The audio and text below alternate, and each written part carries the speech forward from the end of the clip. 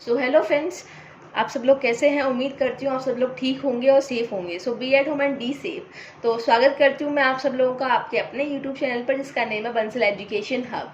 Friends, अगर अभी तक आपने मेरे चैनल को सब्सक्राइब नहीं करा है तो जल्दी से सब्सक्राइब कर दीजिए और साथ ही साथ बेल आइकन को भी प्रेस कर दीजिए, ताकि मेरे आगे आने वाली वीडियोज़ की नोटिफिकेशन आपको मिलती रहे। एंड फ्रेंड्स, अगर अभी तक आपने मेरी इस वीडियो को लाइक नहीं करा है, शेयर नहीं करा, जल्दी से लाइक कर दीजिए और शेयर कर दीजिए अपने फ्रेंड्स में, व्हाट्सएप पर, फेसबुक पर, ताकि आपके जितने भी फ्रेंड्स हैं उनको भी मेरी वीडियो का बेनिफिट मिले। तो आज की वीडियो को स्टार्ट करते हैं।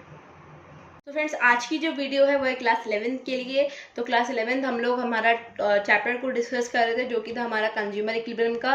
तो उसमें मैं ऑलरेडी आपको बता चुकी हूँ कार्डिनल यूटिलिटी अप्रोच के हिसाब से, यानी कि मार्जिनल यूटिलिटी अप्रोच के हिसाब से कंज्यूमर इक्विलिब्रियम कैसे मेजर होगा। वहाँ मैंने आपको यूटिलिटी बताई थी, यूटिलिटी क्या होता है, साथ ही साथ टोटल यूटिलिटी और मार्जिनल यूटिलिटी भी एक्सप्लेन करा था।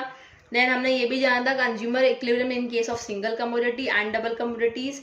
एंड मैंने आपको लॉ ऑफ डीएमयू भी पढ़ा दी है और साथ ही साथ इक्वी मार्जिनल यूटिलिटी की भी लॉ पढ़ा दी है। तो आज फ्रेंड्स हम लोग जो अपना नया टॉपिक है वो स्टार्ट करेंगे, that is ordinal utility approach, जिसमें मैंने आपको बताया था अपने स्टार्टिंग वाली वीडियो में कि ऑर्डिनल यूटिलिटी अप्रोच को हम लोग इंडिफरेंस कर्व भी बोलते हैं या फिर इंडिफरेंस कर्व अप्रोच भी बोलते हैं। तो आज हम लोग स्टार्ट करेंगे हमारा इंडिफरेंस कर्व। फ्रेंड्स, ये बहुत ज़्यादा इंपॉर्टेंट टॉपिक है, तो आप लोग इसे अच्छी तरह समझिएगा, क्योंकि ये टॉपिक अक्सर एग्जाम्स में पूछा जाता है, इनफैक्ट काफ़ी बार पूछा जाता है।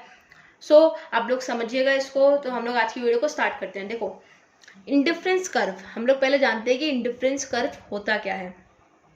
तो indifference curve refers to the graphical representation of various alternative combinations of bundle of two goods among which the consumer is indifferent। यानी कि indifference curve जो है वो क्या है, refers to graphical representation, graphical representation को refer करता है, यानी कि आपको इसके लिए क्या बनाना पड़ेगा, graph of various alternative combinations, अलग अलग combinations किसके, of bundle of two goods, कोई भी दो गुड्स के कॉम्बिनेशंस को, among which the consumer is indifferent। यहाँ पर indifferent का मतलब फ्रेंड्स देखो क्या है कि कंज्यूमर को क्या है, सेम लेवल ऑफ सेटिस्फेक्शन मिल रही है, लेवल ऑफ सेटिस्फेक्शन।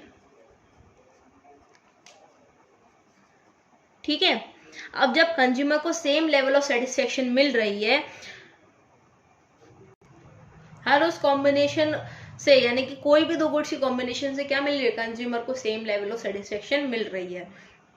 ठीक है, तो बेसिकली इंडिफरेंस कर्व क्या कहता है,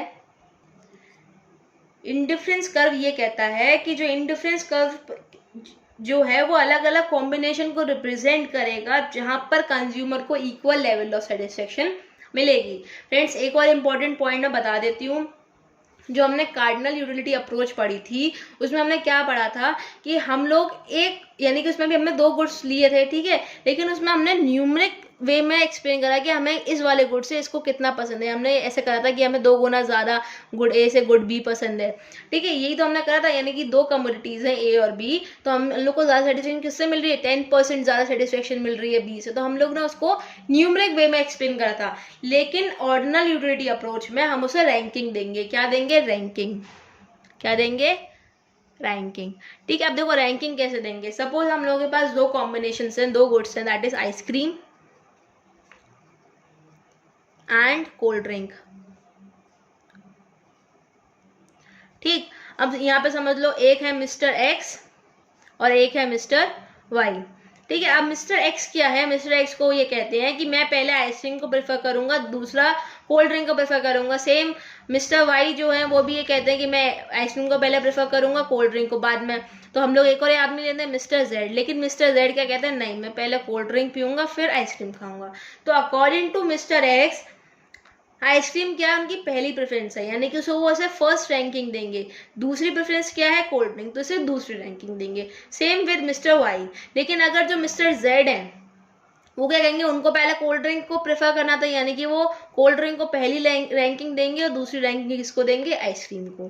ठीक है, यानी कि जो अलग अलग इंसान के अलग अलग प्रेफरेंस है, जिसके हिसाब से हम लोग कमोडिटीज को क्या करेंगे, रैंकिंग देंगे। ठीक है, तो ऑर्डिनल यूटिलिटी अप्रोच क्या देता है, रैंक्स देता है। होप्स आपको क्लियर हो गया होगा। तो हम लोग वापस अपने टॉपिक पे आते हैं, जो कि था इंडिफरेंस कर्व, जहां मैंने बताया था कि इंडिफरेंस कर्व वो कॉम्बिनेशन को रिप्रेजेंट करता है जहां पर कंज्यूमर को हर कॉम्बिनेशन में इक्वल लेवल ऑफ सेटिस्फेक्शन मिल रहा होगा। फॉर एग्जाम्पल सपोज ये हमारे कॉम्बिनेशंस हैं, कॉम्बिनेशन, ठीक है, हम लोग लिखते हैं BCDEF, ठीक है। और यहाँ हमारी एक कमोडिटी है आइसक्रीम, और हमारी दूसरी कमोडिटी है कोल्ड ड्रिंक, ठीक है। सपोज आइसक्रीम के हम लोग यूनिट्स लिखते हैं 2, 3, 4, 5।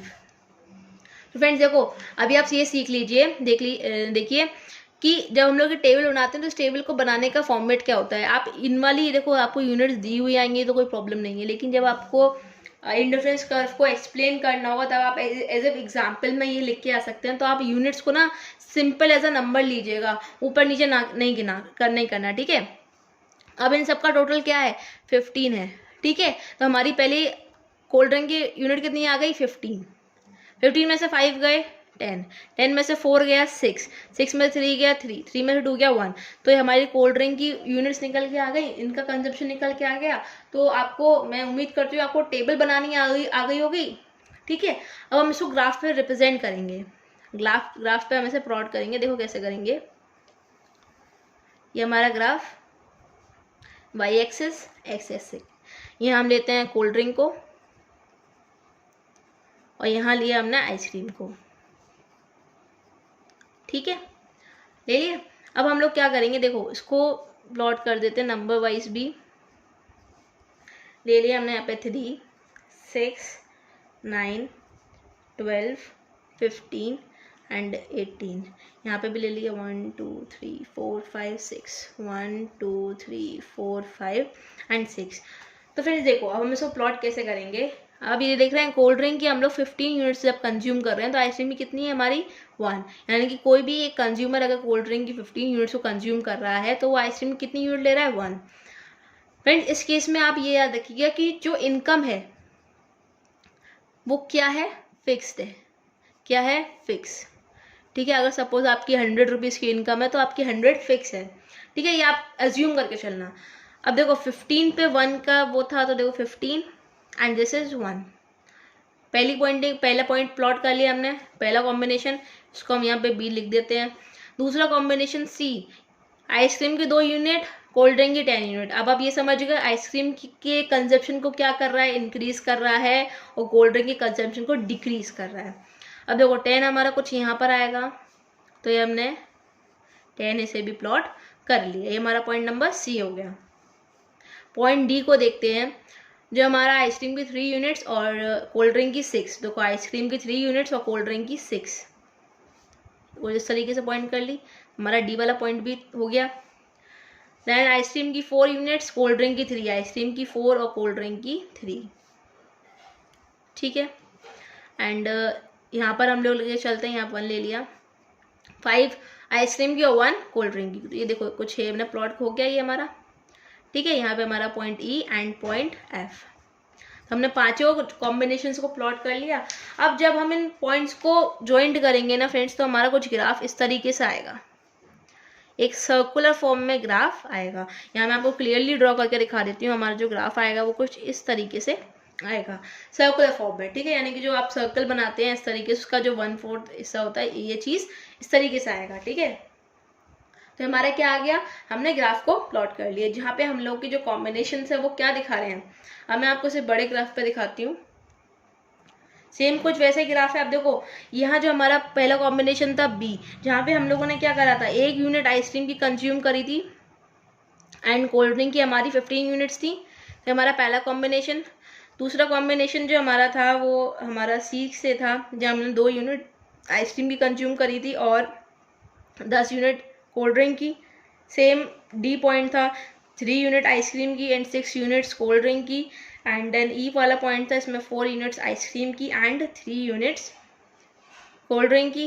एंड जो हमारा लास्ट पॉइंट था 5 यूनिट्स आइसक्रीम की एंड 1 यूनिट कोल्ड ड्रिंक की। तो हमारे अलग अलग कॉम्बिनेशन दिखा रहे थे, ठीक है। तो इन कॉम्बिनेशंस में क्या है, कंज्यूमर को सेम लेवल ऑफ सेटिस्फेक्शन मिल रहा है, लेकिन कंज्यूमर क्या है, एक को घटाता है, दूसरे को ज़्यादा ले लेता है, यानी कि ये पांचों ही लेवल, जो पांचों ही कॉम्बिनेशन है, वो उसे same level of satisfaction provide कर रहे हैं। ठीक है फ्रेंड्स, कॉन्सेप्ट बहुत इजी है। मैटर क्या करता है कि आपका जो कॉन्सेप्ट है वो क्लियर है कि नहीं। तो अगर आपको इस पूरे कॉन्सेप्ट में इंडिफरेंस कर्व के स्पेशली कोई भी डाउट हो तो आप मुझसे कमेंट सेक्शन में पूछ सकते हैं, मैं आपके डाउट को क्लियर कर दूंगी। तो फ्रेंड्स, कोई भी डाउट हो प्लीज़ पूछेगा, क्योंकि बहुत ज़्यादा इंपॉर्टेंट टॉपिक है। एग्जाम में 90% पूछा ही जाता है कि इंडिफरेंस कर्व क्या होता है, ऑर्डिनल यूटिलिटी अप्रोच क्या होती है। ओके, तो हम लोग आगे बढ़ते हैं। आगे हमारा टॉपिक है मोनोटोनिक प्रेफरेंसेस। मोनोटोनिक प्रेफरेंस क्या होता है? देखो, monotonic preference means that a rational consumer always prefer more of a commodity. एक रेशनल कंज्यूमर हमेशा ज़्यादा प्रेफर करेगा, यानी कि एक कमोडिटी का कुछ ज़्यादा प्रेफर करेगा as it offers him higher level of satisfaction, क्योंकि वो उसे higher level of satisfaction provide करती हैं। बिफोर एक्सप्लेनिंग दिस टॉपिक, मैं आपको एक्सप्लेन करने से पहले आपको एक एग्जाम्पल दे के समझाती हूँ। सपोज हमने 10 यूनिट्स आइसक्रीम की ली एंड 10 यूनिट्स कोल्ड ड्रिंक की ली।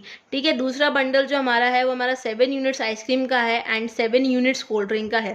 देन हमारा थर्ड जो बंडल है वो हमारा 5 यूनिट्स आइसक्रीम का है एंड 7 यूनिट्स कोल्ड ड्रिंक का है। ठीक, अब देखो, अगर मैं आपसे बोलूँ कि आपको ये तीनों ही bundles same level of satisfaction provide करेंगे, ठीक है, तो आप कौन सा प्रेफर करोगे? ऑब्वियसली 10 आइसक्रीम 10 कोल्ड ड्रिंक खाने के लिए पीने के लिए कौन मना करेगा? आप ज़्यादा क्वांटिटी वाला प्रेफर करोगे। यही है मोनोटोनिक प्रेफरेंस, यानी कि कंज्यूमर हमेशा एक कमोडिटी की एक्स्ट्रा क्वांटिटी, यानी कि बढ़ी हुई क्वांटिटी चाहता है, क्योंकि वो उसे higher level of satisfaction provide करेंगी। इसका सेटिस्फेक्शन सेम है, लेकिन वो क्या प्रेफर करेगा कि मुझे किसी भी कमोडिटी की क्वांटिटी ज़्यादा मिले, यानी कि ज़्यादा क्वांटिटी के बंडल्स को वो प्रेफर करेगा।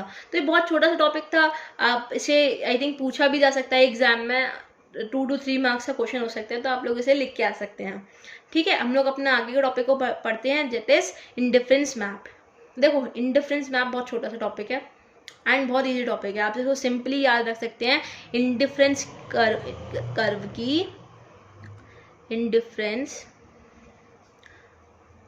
की फैमिली। इंडिफरेंस कर्व की फैमिली क्या है? Indifference map. ठीक है, अब देखो, indifference map refers to the family of indifference curve that represent consumer preferences, जो कि कंज्यूमर को प्रेफरेंसेस को रिप्रेजेंट करते हैं। ओवरऑल बंडल्स ऑफ 2 वर्ड्स, जितने भी बंडल्स हो सकते हैं 2 वर्ड्स के अंदर, वो सब कुछ वो रिप्रेजेंट करते हैं। तो फ्रेंड्स, बहुत छोटा टॉपिक है, पर इसमें याद रखने वाली बात क्या है वो ये है, नोट है, आप इसे याद रखिए, समझ लीजिए, दिमाग में बिठा लीजिए। हायर आईसी यानी कि higher indifference curve represent higher level of satisfaction. जितना ऊपर इंडिफरेंस कर्व होगा, यानी कि जितना ऊपर इंडिफरेंस कर्व होगा, उतना ही हम लोगों को higher level of satisfaction provide होगी। अगर मैं बात करूं, ये 3 जो मैंने आईसी बना रखी हैं, IC1, IC2, IC3, तो इसमें सबसे ज़्यादा सेटिस्फेक्शन हमें कौन सी आईसी प्रोवाइड कर रही है? IC3 प्रोवाइड कर रही है हायर लेवल ऑफ सेटिस्फेक्शन। ठीक है, IC3 तो प्रोवाइड कर रही है। अब देखो, IC3 हायर लेवल सेटिस्फेक्शन क्यों प्रोवाइड कर रही है? क्योंकि IC3 large bundle of goods को रिप्रेजेंट कर रही है। सपोज यहाँ मैं मान के चलूँ, ये हमारी 10 है और ये हम लोग समझ लो 1 2 3 4, ये हम कमोडिटी Y की 10 यूनिट्स कंज्यूम कर रहे हैं, वहाँ IC1 पर हम लोग कमोडिटी X की 2 यूनिट्स को कंज्यूम कर रहे हैं। वहीं मैं इसको आगे बढ़ा दूँ, ठीक है, IC2 पर Y का कंजप्शन सेम है, लेकिन IC2 पर हम लोग कमोडिटी X की 3 यूनिट्स कंज्यूम कर रहे हैं। वहीं इसको आगे बढ़ा दूँ IC3 तक, तो वहीं 4 यूनिट्स कंज्यूम करेंगे, यानी कि हायर, इसका बंडल क्या है? लार्ज बंडल ऑफ गुड्स, यानी क्वांटिटी ज़्यादा है, इसका मतलब यूटिलिटी ज़्यादा मिलेगी, यानी कि मोनोटोनिक प्रेफरेंस है। मोनोटोनिक प्रेफरेंस कैसे है? जहाँ पर ज़्यादा बंडल होंगे गुड्स के, हम तो वहीं जाएंगे, हमें तो ज़्यादा खाने को चाहिए।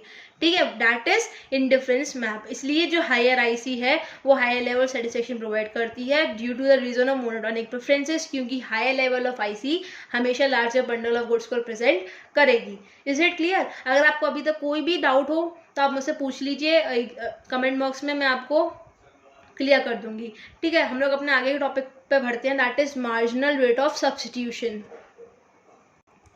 अब देखिए, मार्जिनल रेट ऑफ सब्स्टिट्यूशन क्या है? मार्जिनल रेट ऑफ सब्स्टिट्यूशन यानी कि MRS refers to the rate at which the commodities can be substituted, जहाँ पर जो कमोडिटीज हैं वो सब्स्टिट्यूट करी जाती हैं विद ईच अदर, एक दूसरे से, सो दैट टोटल सेटिस्फेक्शन, यहाँ बात किसकी हो रही है फ्रेंड्स, याद रखिएगा टोटल सेटिस्फेक्शन की हो रही है, यहाँ केवल सेटिस्फेक्शन नहीं बोल रही मैं, टोटल सेटिस्फेक्शन बोल रही हूँ, और वह कंज्यूमर रिमेन्स द सेम, यानी कि जो टोटल सेटिस्फेक्शन है कंज्यूमर का वो क्या होगा, सेम रहेगा। सपोज हम लोग फिर से वही एग्जाम्पल लेते हैं, ये देखिए ये हमारे कॉम्बिनेशंस हो गए, कॉम्बिनेशन जो हमने लिए थे वहाँ पे BCDE एंड F, ठीक है। देन हमारी कमोडिटीज़ होती है हमारी आइसक्रीम एंड कोल्ड ड्रिंक, ठीक। इसकी यूनिट्स ली थी 1 2 3 4 एंड 5, यहाँ पे हमें यूनिट ली थी 15 10 6 3 1, दीज वर द यूनिट्स, ठीक है। अब देखो, अब हम लोग यहाँ पर इसका एक कॉलम और बढ़ाते हैं, जो कि हम लोग यहाँ पे MRS मेज़र करेंगे, क्या करेंगे, MRS, यानी कि वो रेट जो हम लोग सेक्रीफाइस कर रहे हैं, यानी कि वो रेट जो हम लोग क्या कर रहे हैं, सेक्रीफाइस कर रहे हैं, क्या कर रहे हैं, सेक्रीफाइस। देखो यहाँ पे 1 कमोडिटी है, यहाँ पे 15 है, हमें नहीं पता कि आइसक्रीम की एक कमोडिटी को गेन करने के लिए इसने कितना सेक्रीफाइस करा, तो MRS पहले कॉम्बिनेशन में हमेशा कुछ नहीं होती, 0 मान के चलते हैं। अच्छा अब देखो, आइसक्रीम में दूसरी यूनिट को ऐड करने के लिए, यानी कि दूसरी यूनिट को गेन करने के लिए हमने कितनी कमोडिटीज़ को सेक्रीफाइस करा, 5, ठीक है, करा है, ठीक। अब वहीं तीसरी यूनिट को गेन करने के लिए हमने 4 का सेक्रीफाइस करा है, चौथी को गेन करने के लिए 3 का, और तीसरी को गेन करने के लिए 2 का। तो आप लोगों को समझ में आया हमने MRS कैसे निकाला। हम लोग MRS को ऐसे वैसे भी ले सकते हैं, यानी कि unit sacrifice, change in unit sacrifice upon change in units gain, ठीक है। अब मैं अगर चाहूँ तो ये लिख सकती हूँ, ये हमारी यूनिट सेक्रीफाइस हुई है CD, और ये हमारी यूनिट्स जो हैं वो गेन हो रही हैं। कैसे हो रही है, देखो 1 आइसक्रीम इधर गेन हो रही है, 1 आइसक्रीम इधर गेन हो रही है, 1 आइसक्रीम इधर गेन हो रही है, 1 आइसक्रीम इधर गेन हो रही है, लेकिन हम लोग का मेन मोटिव क्या है, इन नंबरों से, यानी कि सेक्रीफाइसिंग यूनिट से। अब देखो मैं इसको ग्राफ पे अगर आपको दिखाती हूँ तो हम लोग कैसे देखेंगे, सेम वही ग्राफ बनाएंगे, again Y axis X axis, ठीक है। देन इधर हम लोगों ने ली थी हमारी कोल्ड ड्रिंक, इधर ली थी हमने आइसक्रीम। अब देखो यहाँ हम लोग यूनिट्स लिख लेते हैं, जो कि हमारी 3 6 9 12 15 18 एंड सो ऑन, 1 2 3 4 5 6 एंड 7, यानी कि 1 2 3 4 5 6 एंड 7, ये हमारी यूनिट्स थी। फ्रेंड्स देखो, अगर हमारी पहली यूनिट को हम लोग प्लॉट करें तो हमारा कुछ कॉम्बिनेशन ये था 15 1 का, ठीक। अब हम लोग को इस पॉइंट पे हमें ये नहीं पता कि हमारी MRS क्या है, हम दूसरी यूनिट को प्लॉट करते हैं, दैट इज 10 2, हमारा 10 कुछ यहाँ आएगा और यहाँ पर हमारा क्या आ जाएगा 2। अब देखो फ्रेंड्स, हम लोगों ने इतना जो है सेक्रीफाइस करा, तो कितनी यूनिट सेक्रीफाइस करी, 5 कोल्ड ड्रिंक की यूनिट्स को सेक्रीफाइस करा हमने, तभी तो हमारी एक आइसक्रीम की यूनिट बढ़ गई, ठीक है। यानी कि ये जो क्या है, ये चीज़ हमने इतना सेक्रीफाइस करा। देन हमारे थर्ड कॉम्बिनेशन पे हम पहुँचते हैं, जो कि है 3 6 का। तो देखो 3 एंड 6, तो 6 ये रहा, 3 ये गया। हम लोग अगेन इतनी यूनिट्स को सेक्रीफाइस कर रहे हैं, यानी कितनी यूनिट्स को सेक्रीफाइस कर रहे हैं, हम लोग 10 से 6 तक आ गए, तो हमने यहाँ पे कितनी यूनिट सेक्रीफाइस करी, ये वाला जो पॉइंट है हमने कितनी यूनिट सेक्रीफाइस कर रही हैं, 4 कोल्ड ड्रिंक की सेक्रीफाइस करी। सेम मैं इधर बात करूँ, मैं यहाँ पे केवल पॉइंट लगाऊंगी गाइस, क्योंकि समझ में नहीं आएगा। यहाँ पे हम लोगों ने कितनी यूनिट सेक्रीफाइस करा, 4 कोल्ड ड्रिंक को, तभी तो एक गेन कर पाए, ठीक है। दैन हमारा जो पॉइंट है 4 3 का, 4 एंड 3, यहाँ पर हम लोगों ने कितनी यूनिट सेक्रीफाइस करी, 3 यूनिट्स सेक्रीफाइस करी, 3 करी कि नहीं करी, ठीक है। कोल्ड ड्रिंक की सेक्रीफाइस, तभी तो हम 1 यूनिट बढ़ा पाए, 5। देन हमारा जो 5 एंड 1 का कॉम्बिनेशन था कुछ इस तरीके से। देन इधर भी सेम वही, यानी कि देखो ये चीज़ क्या है, ये चीज़ जो लैडर्स फॉर्म बन रही है ना, ये क्या है, ये MRS को क्या कर रही है, डिक्रीज कर रही है। यही वजह है कि MRS क्या होता है, डिक्रीज होता है। यानी कि मैंने ये पूरा ग्राफ जो बनाया है आपको यही समझाने के लिए बनाया है कि MRS क्या करता है, डिक्रीज करता है। तो बेसिकली क्या है, देखो MRS डिक्रीज क्यों कर रहा है, because of DMU, diminishing marginal utility की वजह से MRS डिक्रीज कर रहा है। अब देखो कैसे, अब कॉम्बिनेशन बी के पास एक एप्पल था और 15 एक आइसक्रीम थी और 15 क्या थी, कोल्ड ड्रिंक, ठीक है। लेकिन जो कंज्यूमर था उसको इच्छा हुई कि नहीं, मैं आइसक्रीम ज़्यादा खाऊंगा, कोल्ड ड्रिंक कम करूंगा, तो उसने आइसक्रीम की एक और यूनिट को बढ़ाया और कोल्ड ड्रिंक को क्या कर दिया, उसके कंजप्शन को डिक्रीज कर दिया। तो यहाँ पे इसने 5 यूनिट डिक्रीज कर दिया क्योंकि उस टाइम पर उसको आइसक्रीम ज़्यादा पसंद आ रही थी। लेकिन भाई लॉ ऑफ डीएमयू क्या कहता है, जैसे जैसे आप कंजप्शन को इंक्रीज करोगे वैसे वैसे आपकी सेटिस्फेक्शन लेवल डिक्रीज होता चला जाएगा। अब जैसे ही इसने कंज्यूमर ने एक और आइसक्रीम चाहिए तो उसने क्या करा, नहीं यार मुझे एक और कंज्यूम करने के लिए 5 यूनिट डिक्रीज करनी पड़ेगी बनाने की, तो उसने कोल्ड ड्रिंक की, तो उसने क्या करा कि उसने ये सोचा कि मैं क्यों ना केवल 4 ही यूनिट सेक्रीफाइस करूँ कोल्ड ड्रिंक की, मैं नहीं कर रहा 5 यूनिट कोल्ड ड्रिंक की सेक्रीफाइस, मेरी मर्जी। उसने फिर दूसरी यूनिट और गेन करी आइसक्रीम की, तो उसने और कम डिक्रीज करा। देखो और कम डिक्रीज करता है ना, यानी कि वो जैसे जैसे इंक्रीज कर रहा है इसका कंजप्शन वैसे वैसे इसकी यूनिट्स को, यानी कि इसकी रेट को क्या करता जा रहा है, डिक्रीज करता जा रहा है। डिक्रीज तो हो ही रहा है, इसका कंजप्शन डिक्रीज तो हो ही रहा है, लेकिन इसका रेट ऑफ कंजप्शन वो डिक्रीज होता जा रहा है। यहाँ इसने 5 सेक्रीफाइस करी, फिर उसने सोचा नहीं मैं केवल 4 करूंगा, फिर 3, फिर 2, इस तरीके से क्या है, रेट ऑफ एमआरएस डिक्रीज हो रही है। ठीक है, आई होप सो ये टॉपिक आपको क्लियर हुआ होगा। अगर नहीं है तो आप लोग मुझसे पूछ सकते हैं कमेंट सेक्शन में, और साथ ही साथ गाइस प्लीज़ मेरे चैनल को सब्सक्राइब कीजिए और इस वीडियो को लाइक और शेयर जरूर कीजिएगा, क्योंकि मैं आप लोगों के लिए बहुत ज़्यादा मेहनत कर रही हूँ कि मैं आप लोगों के लिए पूरे पूरे टॉपिक्स लेके आ रही हूँ। So please keep supporting guys. तो एट लास्ट हम लोगों ने कंक्लूजन क्या निकाला, यानी कि मार्जिनल रेट ऑफ सब्स्टिट्यूशन क्या है, वो रेट है जहाँ पर जो कंज्यूमर है वो आइसक्रीम की कितनी यूनिट्स को डिक्रीज करना चाहता है ताकि वो एक और एडिशनल यूनिट आइसक्रीम की खरीद सके, यानी कि कंज्यूम कर सके। तो आई होप से टॉपिक क्लियर हो गया होगा। तो friends after marginal rate of substitution हम लोग बात करते हैं एजम्पशंस की इंडिफरेंस करके। देखो एजम्पशन क्या क्या है, 2 कमोडिटीज का होना जरूरी है। देन हमारी दूसरा पॉइंट है नॉन सेकेंडरी। इसमें इसका क्या मतलब है कि जो कंज्यूमर है वो अभी तक अपने पॉइंट ऑफ सेचुरेशन पर नहीं पहुंचा, यानी कि मैक्सिमम लेवल सेटिस्फेक्शन उस पॉइंट पर नहीं पहुंचा जहाँ उसको क्या मिले, मैक्सिमम लेवल ऑफ सेटिस्फेक्शन मिले। अभी भी कंज्यूमर क्या है, कमोडिटीज, दोनों ही कमोडिटीज का ज़्यादा से ज़्यादा प्रेफर करना चाह रहा है ताकि वो और ज़्यादा, यानी कि इंडिफरेंस कर्व को वो और हाई लेके जा सके, सेटिस्फेक्शन लेवल को और हाई कर सके। ठीक है, यानी कि क्या मतलब है, जो कंज्यूमर है वो अभी तक मैक्सिमम लेवल ऑफ सेटिस्फेक्शन में नहीं पहुंचा है। वो क्या चाह रहा है कि मैं दोनों ही कमोडिटीज़ का, बोथ कमोडिटीज़ की ज़्यादा से ज़्यादा क्वांटिटी को कंज्यूम कर सकूं ताकि वो हायर आईसी पे जाए, यानी कि उसे लार्ज बंडल्स ऑफ गुड्स मिलें। ठीक है, देन ऑर्डिनल यूटिलिटी का क्या मतलब है, ये रैंकिंग करता है, मैं आपको पहले ही बता चुकी हूँ। इंडिफरेंस कर्व जो है वो रैंकिंग करता है। And diminishing marginal rate of substitution, मैं आपको ये चीज़ बता चुकी हूँ। Diminishing marginal rate of substitution क्यों, इंडिफरेंस कर्व एनालिसिस में या ऑर्डिनल यूटिलिटी अप्रोच में इंडिफरेंस जो मार्जिनल रेट ऑफ सब्स्टिट्यूशन है उसे हम अज्यूम करते हैं कि वो हमेशा डिक्रीज करेगा, क्योंकि तभी तो इंडिफरेंस कर्व की जो शेप है वो कॉन्वेक्स आएगी। यानी कि हम अज्यूम करते हैं कि जो मार्जिनल रेट ऑफ सब्स्टिट्यूशन है वो हमेशा डिक्रीज करेगा। इस अजम्पशन की वजह से जो आईसी की जो शेप है वो क्या है, कॉन्वेक्स आई है ओरिजिन से। ठीक है, देन रेशनल कंज्यूमर क्या है, इसका क्या मतलब है, ये माना जाता है, इसमें ये अज्यूम करा जाता है कि कंज्यूमर का बिहेवियर जो है वो रेशनल है, रेशनल मैनर में, यानी कि वो अपनी टोटल सेटिस्फेक्शन को क्या करना चाहता है, मैक्सिमाइज करना चाहता है।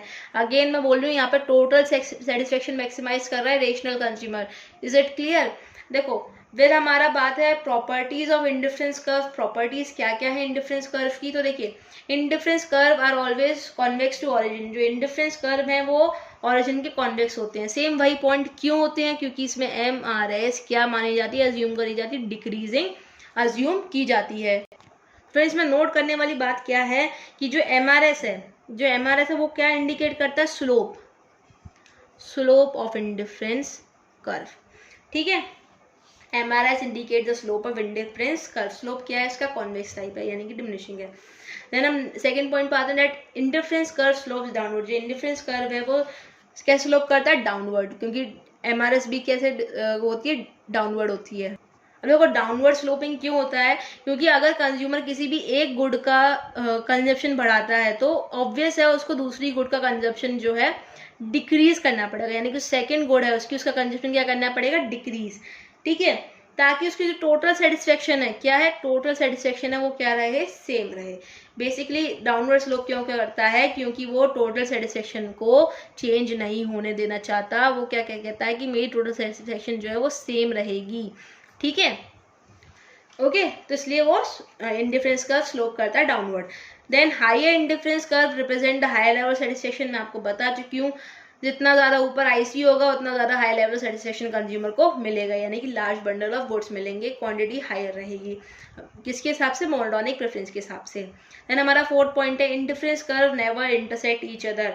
अब देखो ये बात आपने देखी होगी, जब भी मैंने इंडिफरेंस कर्व बनाया है तो हमेशा ऐसे ही बनाया है, जहाँ पर जो इसकी लाइन्स है वो इंटरसेक्ट नहीं कर रही ग्राफ की लाइन से, यानी कि ना तो वाई एक्सिस से इंटरसेक्ट कर रही है ना ही एक्स एक्सिस से। इस तरीके से कुछ ग्राफ नहीं बना रही मैं, अगर इस तरीके से बनाऊंगी तो ये गलत हो जाएगा। ये लाइंस कभी भी इंटरसेक्ट नहीं करेंगी, क्योंकि अगर ये एक्स एक्सिस और वाई एक्सिस से इंटरसेक्ट कर गई तो क्या माना जाएगा कि किसी एक कमोडिटी का कंजप्शन क्या है, जीरो। और इंडिफरेंस कर्व में क्या है, दो ही कमोडिटी कंज्यूम होती हैं। अजम्पशन में हमने ये तो पढ़ा था कि इंडिफरेंस कर्व में कोई भी दो कमोडिटी हम कंज्यूम कर रहे हैं, किसी भी कमोडिटी का कंजप्शन जीरो नहीं कर सकते। इसमें एक केस और है, देखो ये तो हो गया कि एक्स और वाई एक्सिस से नहीं मिलेंगी, इंटरसेक्ट नहीं करेगा इंडिफरेंस कर्व। ठीक है, लेकिन एक ही होता है कभी भी दो आईसी, यानी कि दो आईसी, ये मान लीजिए आईसी 1 एंड आईसी 2, ये भी कभी इंटरसेक्ट नहीं कर सकती। देखो ये क्यों होता है, दो इंडिफरेंस कर्व कभी भी इंटरसेक्ट क्यों नहीं कर सकते, क्योंकि कभी भी दो इंडिफरेंस कर्व्स जो है same level of satisfaction provide नहीं कर सकते। ठीक है, अब देखो वैसे मैं समझाती हूँ उसको। तो देखिए ये हमारी वाई एक्सिस, ये हमारी एक्स एक्सिस, सेम वही डायग्राम है, ये हमारी IC1 और ये हमारी IC2। तो मैंने आपको इंडिफरेंस कर्व में बताया था कि कोई भी इंडिफरेंस कर्व की, जैसे कि ये जो लेवल्स हैं ये same level of satisfaction provide करती हैं, ये एक दूसरे से इंटरसेक्ट नहीं कर सकती। और जैसे जैसे ये ऊपर जाएगी इंडिफरेंस कर्व हाइयर जाएगी, वैसे वैसे लेवल ऑफ सेटिस्फेक्शन जो है बढ़ता जाएगा। And according to this diagram, इस डायग्राम के अकॉर्डिंग ये पॉइंट यहाँ पे मैच कर रहा है, क्या कर रहा है, मैच, यानी कि पॉइंट बी, देखो जैसे IC1 में पॉइंट ए और point B same level of satisfaction provide कर रहे होंगे, वैसे ही IC2 में पॉइंट ए और point c same level of satisfaction provide कर रहे होंगे। लेकिन ये दोनों कभी भी सेम लेवल सेटिस्फेक्शन प्रोवाइड नहीं कर सकते। अगर B इज इक्वल टू ए तो A इज इक्वल टू सी, यही तो बात है। देखो कहने का मतलब ये है कि जो ए पॉइंट है वो सेम लेवल सेटिस्फेक्शन प्रोवाइड कर रहा है। अगर ये मान लीजिए यहाँ 20 है तो यहाँ पे भी 20 होगा, यहाँ पे भी 20 होगा, क्योंकि एक ही इंडिफरेंस कर्व है, इंटरसेक्ट कर रहा है। तो कभी भी बी और सी सेम लेवल सेटिस्फेक्शन प्रोवाइड नहीं करेंगे। तो आप ये ध्यान रखिए, कभी भी दो आईसी जो है वो same level of satisfaction provide नहीं करती। ओके गाइस, आज की वीडियो के लिए बस इतना ही। इसमें मैंने आपको इंडिफरेंस कर्व के पूरे टॉपिक्स एक्सप्लेन कर दिए, यानी कि इंडिफरेंस कर्व का पूरा टॉपिक आज आप लोगों ने कंप्लीट कर लिया है।